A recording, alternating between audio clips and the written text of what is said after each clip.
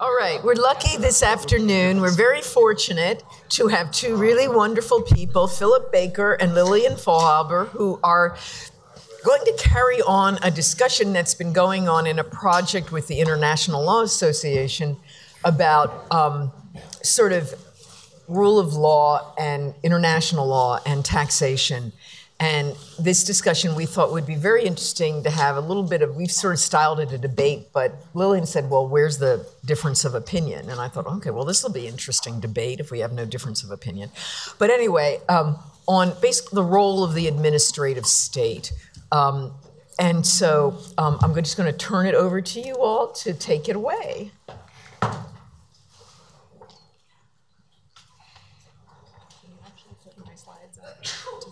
It should be Baker. Great. No, Faulhaber. All right. Great. Great.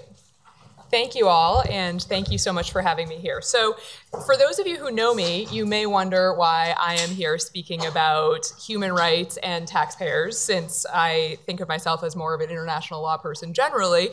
And the reason is that Philip and I together are part of the International Law Association study group on taxpayer rights. And at the very start of our study group, I raised the question of what do we even mean by taxpayer rights? What are we talking about here? I don't think that we can write a report about taxpayer rights if we don't agree on the definition.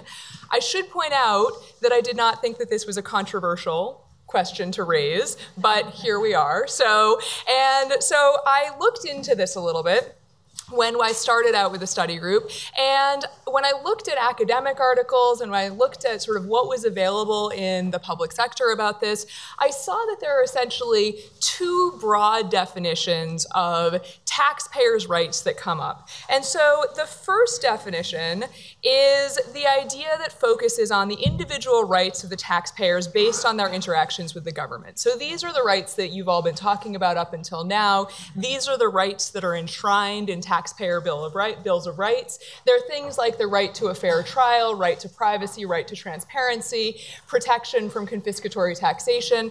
I'm going to call these, for my purposes, either the first definition or just individual rights of taxpayers. And these are primarily what we're focusing on in the ILA report.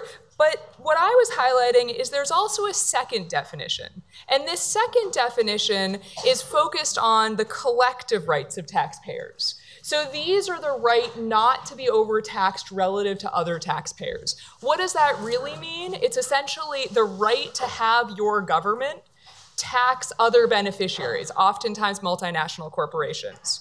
The right to have the government raise minimum revenue for basic services. The right not to have the government engage in tax competition that hollows out the tax base. The right to have the government require other beneficiaries of services to also pay taxes. And I'll call these the human rights of taxpayers. So the debate that started out between Philip and me was, should we even think about this second definition when we're talking about the rights of taxpayers? So if you look at these two general definitions, there are some overlaps here. In some ways, I would argue that the first definition relies on the second definition.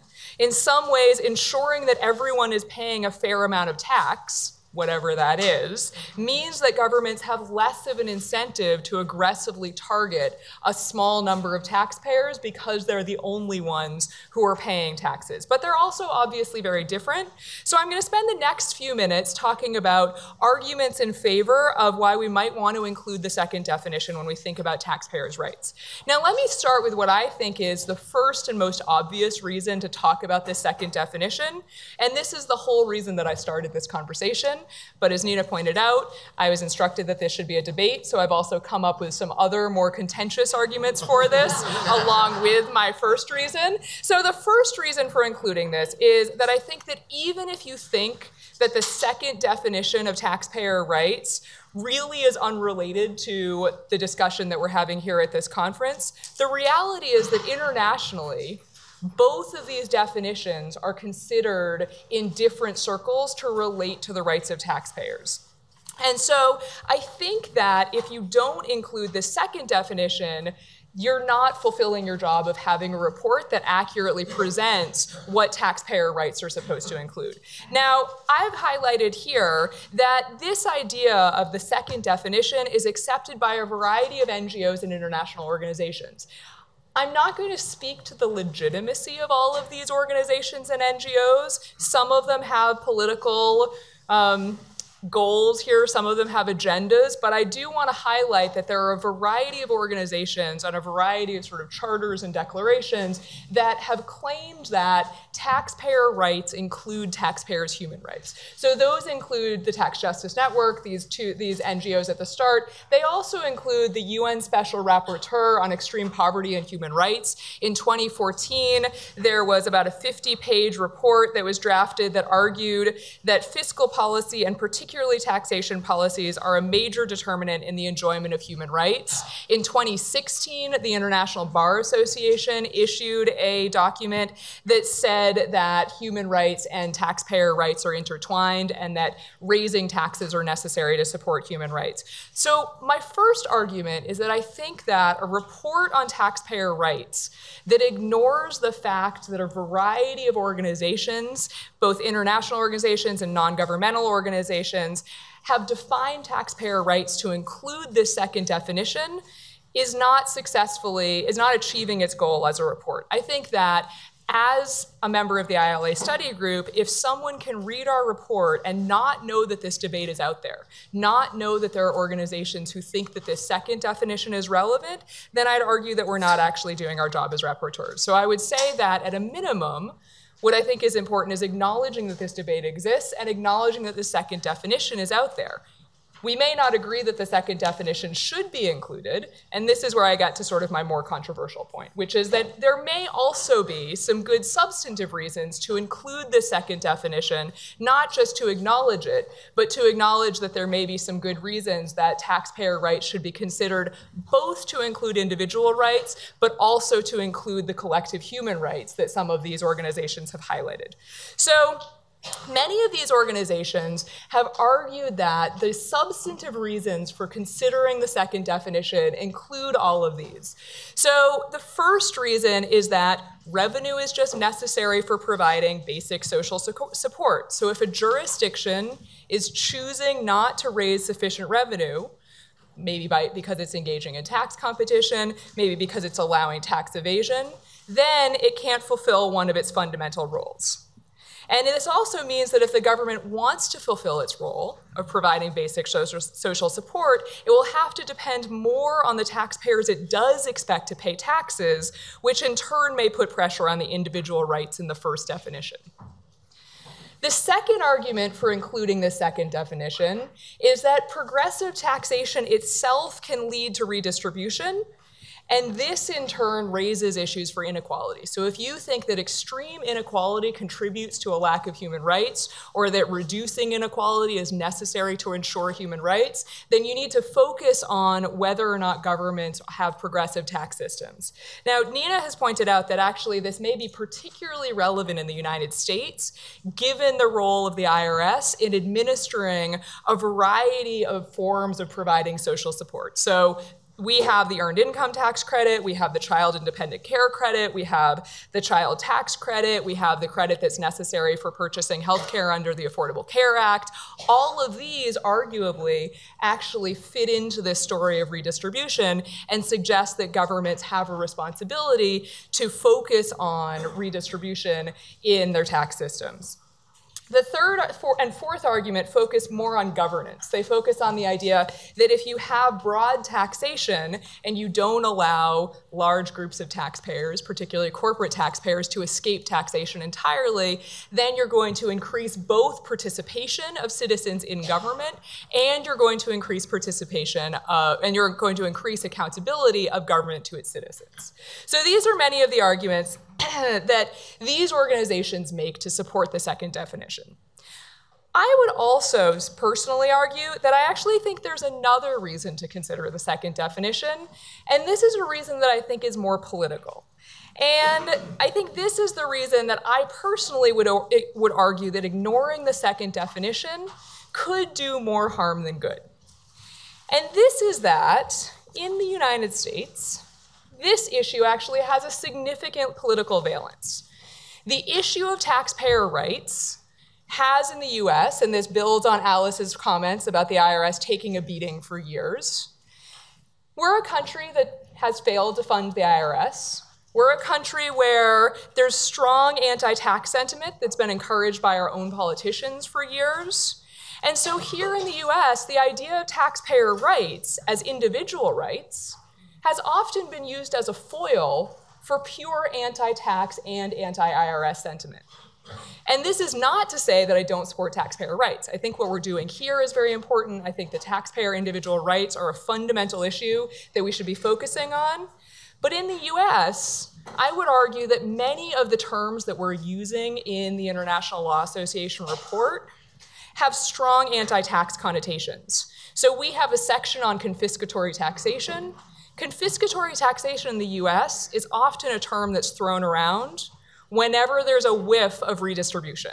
And I would argue that only focusing on individual rights and not acknowledging the second definition ends up leading to a one-sided debate that's only focusing on certain interests. So when you're focusing entirely on taxpayer rights and interpreting these to mean the right of taxpayers not to pay taxes, I think that we're in some ways playing into this anti-deep state populism that you see that's motivating certain legislators and motivating certain voters. You could argue this is a purely US phenomenon. I think looking around the world, you could challenge that idea, but I'm looking at this from a US perspective. So I think that adding this other side, adding the second definition, even if we don't have agreement on exactly what we mean by that, is necessary to offset the political uses of the other type of taxpayer rights. And Philip has said to me that he would disagree with the idea that those who accuse taxpayers of human rights abuse if they engage in aggressive tax planning, he says that aggressive tax planning is undesirable for many reasons, but it's not helpful in my view to regard it as a human rights issue. I think that depends on how the other individual rights are viewed. I think if the first definition of rights are already being used in a hostile and defensive way to undermine our taxing system, then why are the rights of certain taxpayers valued more than the rights of low-income individuals who need basic support? Is it necessary instead to include both definitions of taxpayers' rights to ensure that there's a voice for low-income or impoverished individuals in this debate? If it's only taxpayers who want to lower their tax burden who have a voice, then I think that it's a one-sided debate. And I think the second definition is necessary to even that out. And I'd argue that focusing entirely on the first definition without some acknowledgement or consideration of the second definition leads to a one-sided debate without representation of interested and important voices.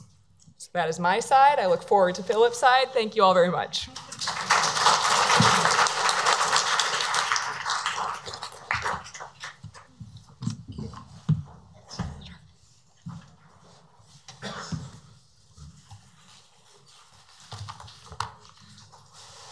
Well, good afternoon, everybody, and may I also add my thanks to the organizers for the conference, for both putting it on and for inviting us to debate here. You won't be surprised to know that there is quite a high level of agreement between Lillian and myself on a number of matters. But on the question of whether we should include what she refers to as the second definition, or I would refer to as some of the debate on economic, social, and cultural rights and taxation, there I think we part company. I would say that going down the route of discussing those issues leads to the part of the world where in the past maps said, "Here be dragons." And having watched the last episode of Game of Thrones the other day, we all know where the danger lies from dragons. I think I put my two definitions in a slightly different way from Lillian, but there's probably quite a lot of overlap. I would say that it's undoubted the case that human rights, in very general parlance, includes two types, both civil and political rights, and economic, social, and cultural rights. You see that in the two international covenants. The International Covenant on Civil and Political Rights contains rights like the right to a fair trial, right to privacy, right to enjoyment of property, freedom from discrimination, all of which are concrete and enforceable. On the other hand, under the Economic, Social and Cultural Rights Covenant, you find rights such as the right to social security, the right to an adequate standard of living, the right to education, the right to higher standard of physical and mental health. All extremely desirable objectives, all objectives that I don't think anyone here could realistically argue against. But they are essentially aspirational, they are not concrete and enforceable, and I query how far we should bring them into the debate in terms of taxation. Clearly, if one looks at the first category, civil and political rights, taxation clearly engages those rights. Fair trials in tax matters, non-discrimination in taxation, confidentiality of taxpayers' information. Those are the sort of cases that we see coming before bodies like the European Court of Human Rights and domestic courts. On the other hand, I think we would all recognize that tax collection is a necessary prerequisite for any state to achieve the economic, social, and cultural rights, and that is undeniable. We need taxes to pay for education. We need taxes to pay for health. We need taxes to pay for social security. But I ask this question, does it assist the debate to treat measures that potentially hinder the achievement of those latter rights, the economic, social, and cultural rights, as human rights violations? We may well challenge them as aggressive tax planning. We may well legislate against them. But is it right to characterize them as human rights violations? For example, is it appropriate to criticize states whose tax laws may result in the reduction in tax collection in other states as human rights abuses? And that is the situation that we have seen recently. Switzerland, for example, has criticized under the Convention on the Elimination of Discrimination Against Women on the grounds that the Swiss tax system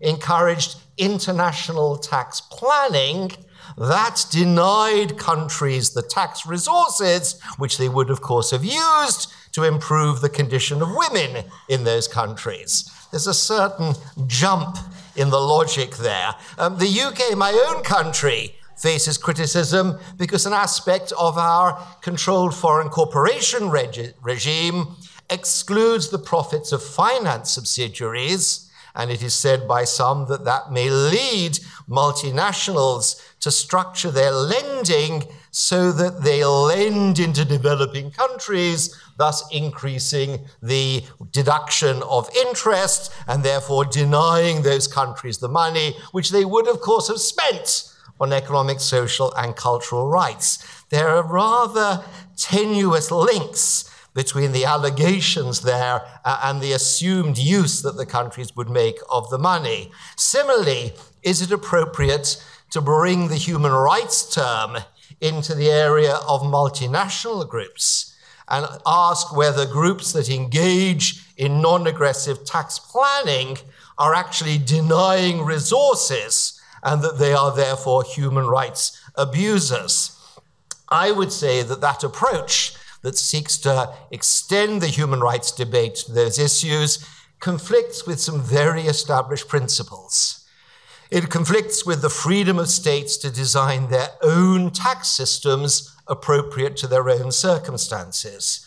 It conflicts with the rights of taxpayers to engage in legitimate tax mitigation.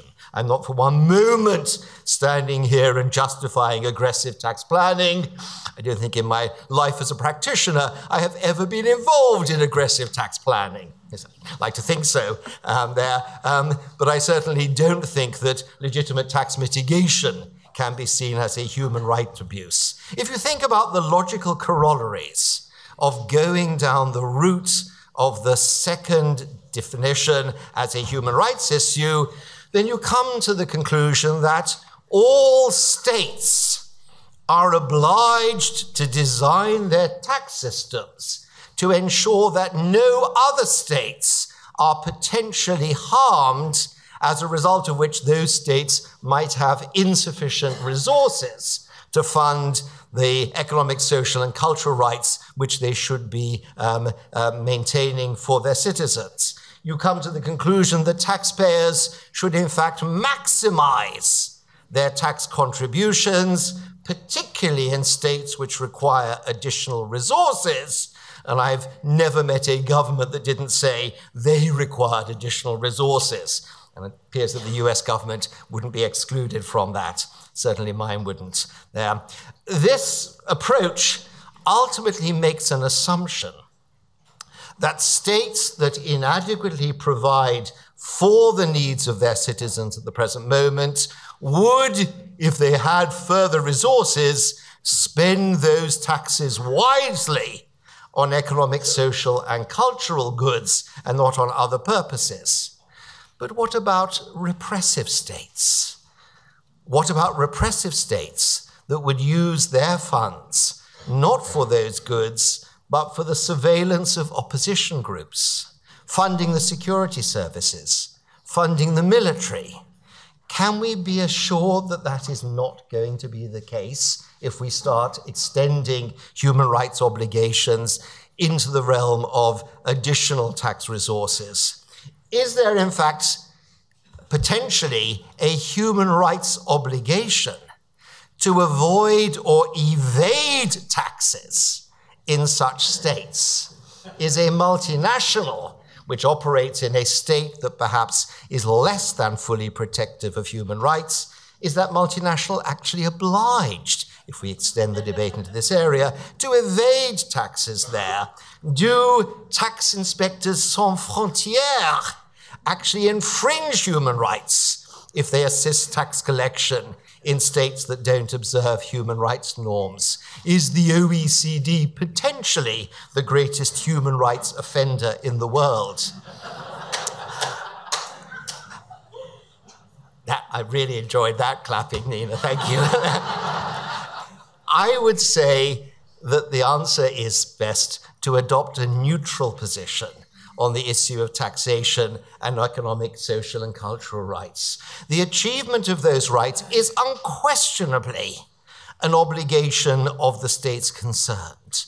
It is an obligation on states, and I would never deny it, that states should be seeking those goods for all their citizens. And developing a tax system to provide adequate resources must be a key policy objective for those states, but not, I would say, a human rights issue. Overall, I think the real conclusion of this debate is that we should focus more on how tax receipts are spent by states as much as we focus on international tax planning. We have focused a lot on international tax planning. Perhaps we should be looking at the other side of the coin, and that is how governments are using the money that they already collect. Thank you very much indeed.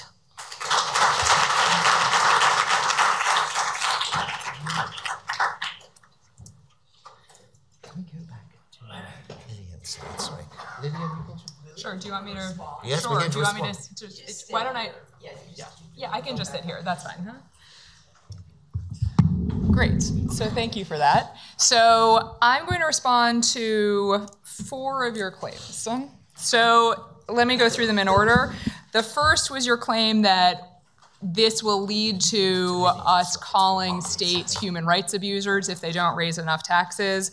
The second was that there are issues, how do we even go about defining what counts as human rights abuses in this context? The third was the threat of repressive states, and the fourth was your concluding suggestion that what we should be doing is going to a neutral definition that does not include the economic and cultural and social rights. So quickly, so the idea that we shouldn't call them human rights abusers, I would argue that that's one step too far. So I think our debate is over what the definition is what are taxpayer rights? What you do once you've defined taxpayer rights is a separate question. I think part of our report is even figuring out the enforceability of taxpayer bills of rights. And so leaping automatically to the conclusion that saying that taxpayer rights include these rights of citizens to have basic support and for that to be provided through revenue raising, I think that leaping to how that's enforced is, I think, going too far and missing the debate about the definition. Your second point about the issues with definitions, I think, of course, there are flaws with the second definition. We don't know at what level of low or no taxation we're violating human rights, but I think that there are also flaws with the first definition. What counts as confiscatory taxation? What level of transparency is necessary? Why are we choosing these rights and not others? And yet, we accept it. We accept that first definition, and so I think that in some ways moving toward including the second definition is going to force us to have interesting and important discussions about what level of rights we need to be providing. In terms of the repressive state, so I actually think that's a fundamental point that's baked into the idea of individual taxpayer rights. I think that when we've been writing about what types of rights need to be protected, there's an acknowledgement that the legitimacy of the government is inherent in what we're protecting. And I think that you can see in some ways by including these other types of rights, this second definition, you can see that there's this push and pull between the legitimacy of government and what we're trying to protect and who we're trying to protect. And then fourth, in terms of your conclusion that you'd like us to be moving towards a neutral definition, I also would like us to be moving towards a neutral definition. And that is why I want to include the second definition, because I think that if we only include the first definition, we're presenting this as if individual rights are the only ones at stake. And I think that we need to actually be remembering that it's not only the individual rights of the individuals who are lucky enough to have enough income to be forced to pay taxes. We need to be remembering that when we're paying our taxes, those are the price that we pay for civilization, according to Oliver Wendell Holmes Jr., and that includes providing basic support for citizens. And I think if we ignore the claims of those citizens who aren't able to pay taxes, then we're not seeing the entire picture. And I think you need to include those other citizens in order to have a full neutral definition.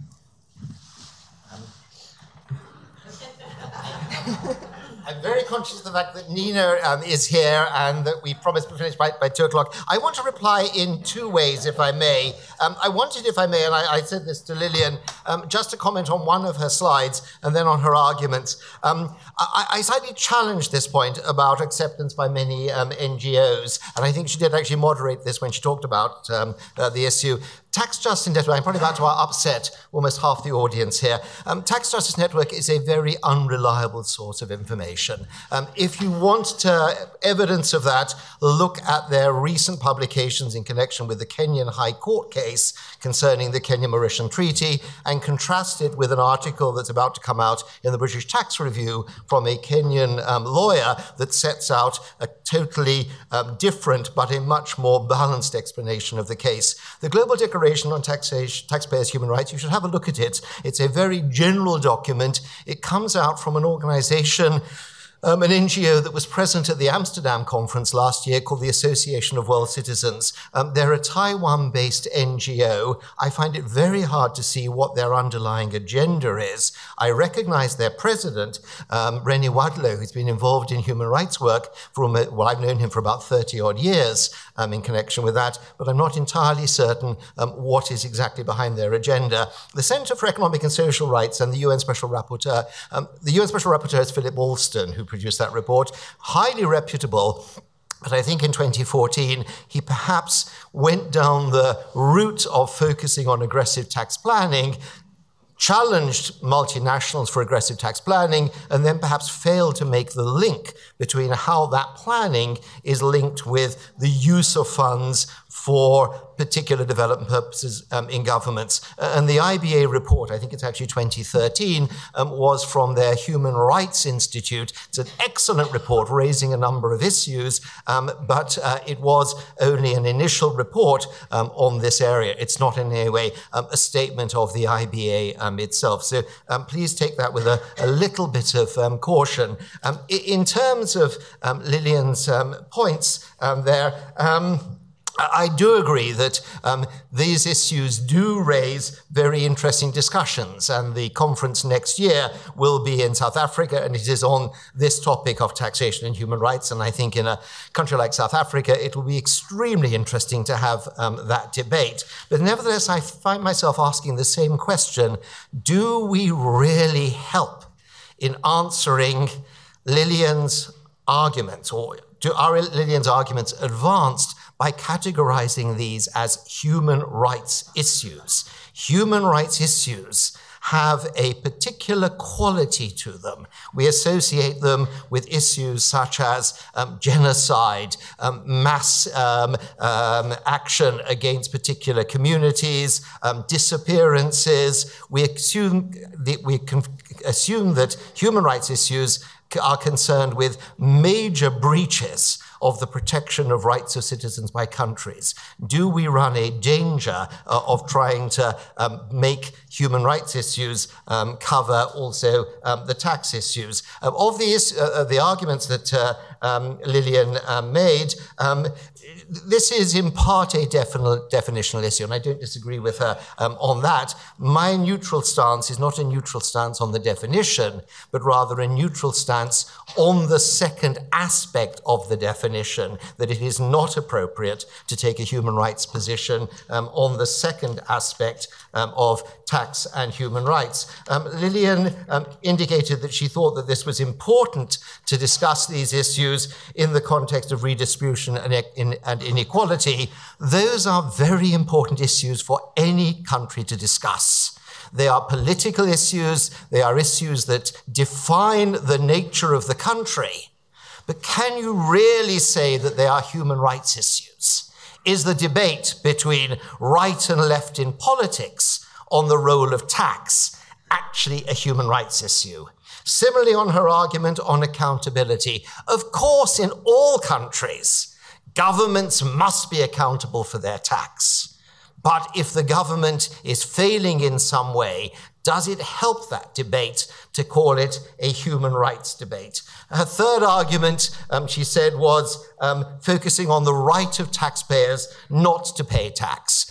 I am not in any way advocating a human right not to pay tax.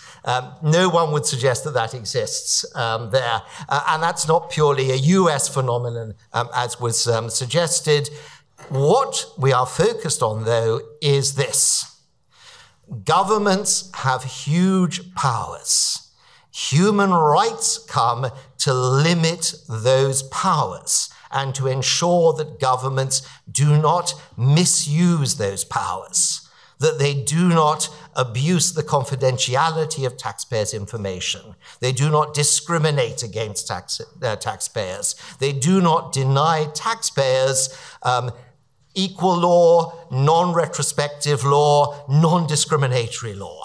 Those are the proper matters for debate in the area of human rights and taxation, not questions of whether governments are assisting multinationals to potentially deny governments resources that might or might not be spent on education. That, I believe, is not part of the debate. Thank you.